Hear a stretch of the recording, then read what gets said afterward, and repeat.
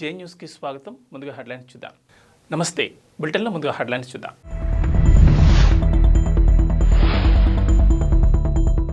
Good news, త్వరలో పట్టాలెక్కనున్న Moulali hitech city MMTS.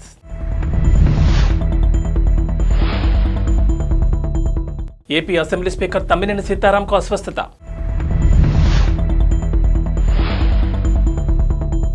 Chandrababu ఆదేశాన్ని శిరసా వహిస్తా, కేసినేని నాని.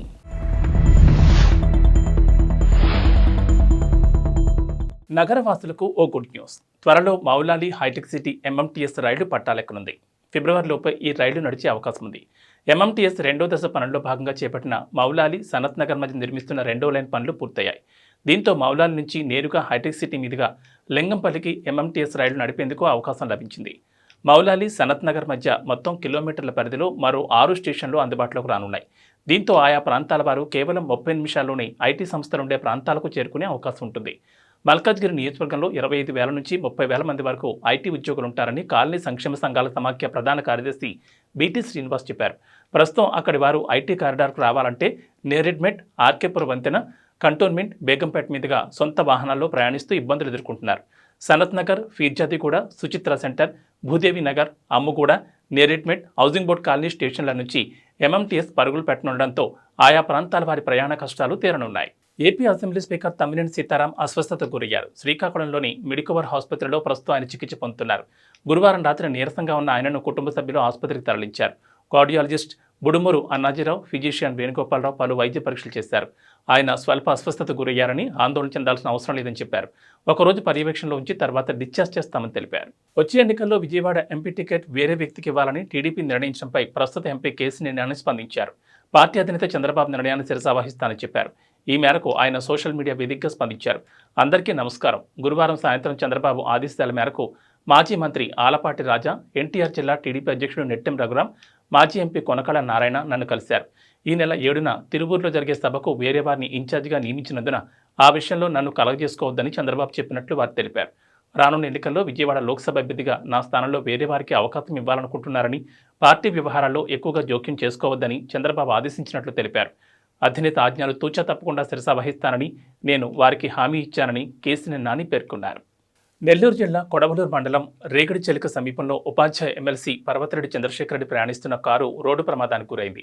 గురువారం అర్ధరాత్రి జరిగిన ఈ యాక్సిడెంట్లో ఆయనకు గాయాలయ్యాయి. చంద్రశేఖర్ రెడ్డి PA ఘటనా స్థలంలోనే చనిపోయారు. ప్రమాద సమయంలో కారులో మొత్తం 5 ఉండగా గాయపడిన వారిని నెల్లూరులోని అపోలో ఆసుపత్రికి హుటాహుటిన తరలించి చికిత్స అందిస్తున్నారు. ఎమ్మెల్సీ తలకు గాయాలవడంతో ఆయనకు కూడా వైద్యం అందుతోంది. కాగా కారు విజయవాడ నుంచి నెల్లూరు వస్తుండగా ఈ దుర్ఘటన జరిగింది. కారు ముందు వెళుతున్న లారీ టైరు పంక్చర్ కావడంతో ఒక్కసారిగా నెమ్మదించిందని, దీంతో లారీని వెనుక నుంచి కారు ఢీకొట్టిందని స్థానికులు చెబుతున్నారు. లారీని ఢీకొని డివైడర్పై పడిపోయిందని వివరించారు. కాంగ్రెస్ అగ్రనేత సోనియా గాంధీ తెలంగాణ నుంచి లోక్సభ బరిలో నిలవబోతున్నారా? ఖమ్మం లోక్సభ నుంచి ఆమె పోటీ చేయడం ఖరారైందా అంటే అవుననే సమాధానమిస్తున్నాయి ఆ పార్టీ వర్గాలు. సోనియా ఖమ్మం నుంచి పోటీ చేస్తారంటూ అధిష్టానం నుంచి రాష్ట్ర పార్టీ కీలక నేతలకు సమాచారం అందినట్లు రిపోర్టులు వెలువడుతున్నాయి. ఈ మేరకు కార్యాచరణను రూపొందించాలని అధిష్టానం సూచన చేయడంతో రాష్ట్ర కాంగ్రెస్ నేతలు ఏర్పాట్లపై దృష్టి సారించినట్లుగా తెలుస్తోంది. తెలంగాణ నుంచి సోనియా పోటీ చేయాలని కోరుతూ TPCC డిసెంబర్ నెలలోనే తీర్మానం చేసింది. ఇటీవల రెండోసారి కూడా తీర్మానం చేయగా దానిపై సోనియా గాంధీ సానుకూలంగా స్పందించారు. గతంలోనే సూత్రప్రాయ అంగీకారం తెలిపినప్పటికీ ఎక్కడి నుంచి పోటీ చేస్తారనేది తాజాగా క్లారిటీ వచ్చింది. సోనియా తెలంగాణలో పోటీ చేస్తే ఇటు ఆంధ్రప్రదేశ్, కర్ణాటక వంటి దక్షిణాది రాష్ట్రాల్లో కూడా సానుకూల ఫలితాలు వస్తాయని కాంగ్రెస్ పార్టీ వర్గాలు లెక్కలు వేస్తున్నాయి. జనసేనాని పవన్ కళ్యాణ్ కాపు నేతలకు బహిరంగ లేఖ రాశారు. వైసీపీకి ఓటమి కళ్లదిటే కనిపిస్తోందని, అందుకే కొందరు కాపు పెద్దలను రెచ్చగొడుతోందని ఆరోపించారు. నేను గౌరవించే కాపు పెద్దలు నన్ను తిట్టినా దీవెనలుగా భావిస్తానని తెలిపారు.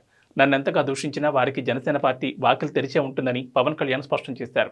కాపులకు రిజర్వేషన్ ఇచ్చేది లేదని ఖరాఖండిగా చెప్పి కాపులనే పావులుగా వాడుకునే వ్యక్తిని ముందుగా ప్రశ్నించాలని పేర్కొన్నారు.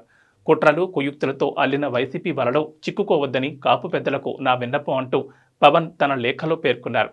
రానున్న ఎన్నికల్లో వైసీపీ ఓటమి అనివార్యం. ఏపీ ప్రజలు తాము వైసీపీని సాగనంపుతున్నామని సర్వేల ద్వారా వెల్లడిస్తూనే ఉన్నారు. ఇలాంటి పరిస్థితుల్లో అన్ని సామాజిక వర్గాల్లోనూ నిర్దిష్టమైన శాతం, కాపు సామాజిక వర్గంలో బలమైన శాతం జనసేనకు అండగా ఉండడం వైసీపీ జీర్ణించుకోలేకపోతోంది. ఈ క్రమంలోనే కులపరమైన అస్త్రాన్ని ప్రయోగిస్తోంది. నేను గౌరవించే కాపు పెద్దలను రెచ్చగొట్టి పార్టీని బలహీనపరిచే దుష్ట ప్రయత్నాలకు ఒడగొడుతోందన్నారు. టీడీపీ అధినేత చంద్రబాబు ఇవాళ జైహో బీసీ ప్రచార రథాలను ప్రారంభించారు. మంగళగిరిలో టీడీపీ కేంద్ర కార్యాలయం మధ్య జరిగిన ఓ కార్యక్రమంలో ఆయన ఈ వాహనాలకు జెండా ఊపి ప్రారంభించారు. జైహో బీసీ కార్యక్రమంలో భాగంగా ఈ ప్రచార రథాల ద్వారా 25 పార్లమెంట్ నియోజకవర్గాల పరిధిలో ప్రజల్లో చైతన్యం తీసుకురావాలన్నది టీడీపీ ప్రణాళిక. అటు 175 అసెంబ్లీ నియోజకవర్గాల్లో టీడీపీ బీసీ నేతలు పర్యటించి బీసీలకు టీడీపీ గతంలో ఏం చేసింది, మళ్లీ అధికారంలోకి వస్తే ఏం చేయబోతోందని వివరించనున్నారు. జైహో బీసీ ప్రచార రథాలను ప్రత్యేకంగా డిజైన్ చేశారు. వాటిపై టీడీపీ వ్యవస్థాపక అధ్యక్షుడు ఎన్టీఆర్ బొమ్మ, అధినేత చంద్రబాబు బొమ్మ, ఇతర అగ్రనేతల బొమ్మలు, ప్రముఖ సంఘ సంస్కర్త అణగారిన కులాల ఆశాజ్యోతి జ్యోతిరావు పూలే బొమ్మను ముద్రించారు. వైఎస్ షర్మిల కాంగ్రెస్ పార్టీలో చేరడంపై ఏపీ బీజేపీ చీఫ్ దగ్గుబాటి పురంధేశ్వరిని మీడియా స్పందన కోరింది. షర్మిల ఏ పార్టీలో చేరారన్నది తమకేమీ ముఖ్యమైన అంశం కాదని పురంధేశ్వరి స్పష్టం చేశారు. బీజేపీని ఏ విధంగా బలోపేతం చేసుకోవాలన్న దాని గురించే తాము ఆలోచిస్తామని అన్నారు. షర్మిల కాంగ్రెస్లో చేరిన విషయం తమకు సంబంధించినంత వరకు అప్రస్తుతం అని పేర్కొన్నారు. ఇవాళ విజయవాడలో బీజేపీ కోర్ కమిటీ సమావేశం జరిగింది. ఈ భేటీ అనంతరం పురంధేశ్వరి మాట్లాడుతూ ఏపీలో జనసేనతో తమ పొత్తు కొనసాగుతుందని ఉద్ఘాటించారు. రాష్ట్రంలో జనసేనకు తామేమీ దూరం జరగలేదని స్పష్టం చేశారు. ఇవాళ తమ సమావేశానికి బీజేపీ జాతీయ నేత శివప్రకాష్ వచ్చారని, ఆయనను మర్యాదపూర్వకంగా కలిసేందుకే నాదెండ్ల మనోహర్ కూడా వచ్చారని పురంధేశ్వరి వివరించారు. రాష్ట్రంలోని పరిస్థితులను, పొత్తుల అంశాలను శివప్రకాష్కు వివరించామని, ఆయన ఈ వివరాలన్నింటినీ బీజేపీ హైకమాండ్కు తెలియజేస్తారని తెలిపారు. మెగా డిఎస్సీ ప్రకటించాలంటూ కృష్ణా జిల్లా అవనిగడ్డలో వందలాది మంది అభ్యర్థులు రోడ్లపైకొచ్చారు. బస్టాండ్ సెంటర్లో మానవహారంగా ఏర్పడి సీఎం డౌన్ డౌన్ అంటూ నినాదాలు చేశారు. వెంటనే డిఎస్సీ ప్రకటించకపోతే తాడేపల్లి ప్యాలెస్ను ముట్టడిస్తామని అభ్యర్థులు స్పష్టం చేశారు.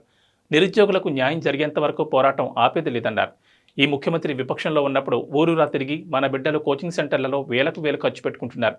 నేను అధికారంలోకి వచ్చిన వెంటనే 25,000 టీచర్ పోస్టులతో మెగా డిఎస్సీ ప్రకటిస్తానని చెప్పి దాదాపు 5 లక్షల మంది నిరుద్యోగులను మోసం చేశాడంటూ డిఎస్సీ అభ్యర్థులు మండిపడ్డారు. విద్యార్థులు చదువుకోవడం వల్లే నిరుద్యోగుల శాతం పెరుగుతోందని విద్యాశాఖ మంత్రి అంటున్నాడని, ఆయన అలా అనడానికి సిగ్గుండాలని ఆగ్రహం వ్యక్తం చేశారు. డిఎస్సీ అభ్యర్థులు రోడ్డుపై ఆందోళన దిగిన నేపథ్యంలో పోలీసులు వారిని వాహనాల్లో ఎక్కించి అక్కడి నుంచి తరలించేందుకు ప్రయత్నించారు. దీంతో అక్కడ ఉద్రిక్తత ఏర్పడింది. కాగా డిఎస్సీ అభ్యర్థుల నిరసన ప్రదర్శనకు టీడీపీ నేతలు మద్దతు పలికారు. టాలీవుడ్ సీనియర్ కమెడియన్ బ్రహ్మానందం తన వ్యక్తిగత జీవితం, సినీ జీవితంలోని ఆసక్తికర అంశాలను ఓ పుస్తక రూపంలో తీసుకొచ్చారు. ఆ పుస్తకం పేరు నేను మీ బ్రహ్మానందం. ఇందులో తనకు గురు సమానుడైన జంజాల గురించి, సన్నిహితుడైన మెగాస్టార్ చిరంజీవి గురించి పలు విషయాలను బ్రహ్మానందం పంచుకున్నారు. ఓసారి వాళ్ళిద్దరి కారణంగా తాను దొంగ అనిపించుకోవాల్సి వచ్చిందని వెల్లడించారు. చంటబాయ్ చిత్రంలో ఓ పాటను చిత్రీకరించేందుకు చిరంజీవి, దర్శకుడు జంచాల, మిగతా యూనిట్ అంతా కలిసి ఊటీ వెళ్లారు. అక్కడ చిరంజీవి గారికి ఎంటర్టైన్మెంట్ కరువైందని నన్ను పిలిపించమన్నారు. అందుకు జంజాల గారు కూడా ఓకే అన్నారు. మేనేజర్ నాకు ఫోన్ చేసి అర్జెంటుగా బయలుదేరి ఊటీ రమ్మన్నారు. ఆ సమయంలో నేను అత్తెల్లో ఉన్నాను. దాంతో వెంటనే బయలుదేరాను. నా మీద ప్రేమతో కాకపోయినా పిలిచింది చిరంజీవి గారు కావడంతో నాకు సప్తగిరి ఎక్స్ప్రెస్లో ఏసీ కోచ్లో టికెట్ బుక్ చేశారు. ఆ ఏసీ కోచ్లో డబ్బులు ఇస్తే దుప్పట్లు ఇస్తారన్న విషయం తెలియక ప్రయాణం అంతా చలికి వణికిపోయాను. కోయంబత్తూరులో దిగ్గానే ప్రొడక్షన్ మేనేజర్ వచ్చి నన్ను రిసీవ్ చేసుకున్నాడు. చిరంజీవి గారు బస్ చేసిన హోటల్లోని ఆయన సూట్ పక్కనే నాకు సూట్ బుక్ చేశారు. అక్కడున్న 2 రోజులు చిరంజీవిని, జంజాల గారిని నవ్విస్తూనే ఉన్నానని ఆయన చెప్పుకొచ్చారు. ఏబీ బులెటిన్ విశేషాలు. నమస్కారం.